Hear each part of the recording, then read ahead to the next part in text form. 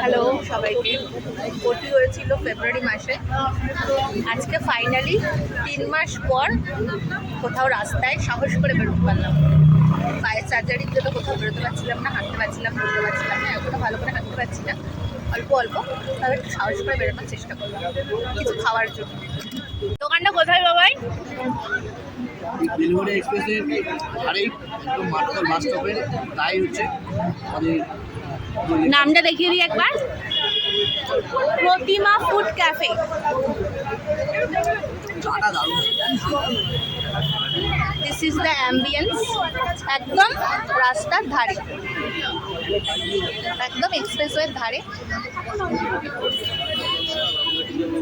চাটা কেমন খেতে? খুব সুন্দর খেতে চাটা, সেই দুধের চা।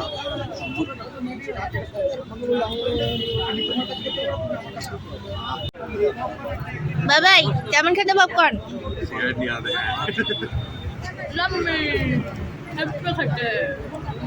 চিয়ার্স ফর চা। চা খাও? চা খাবো।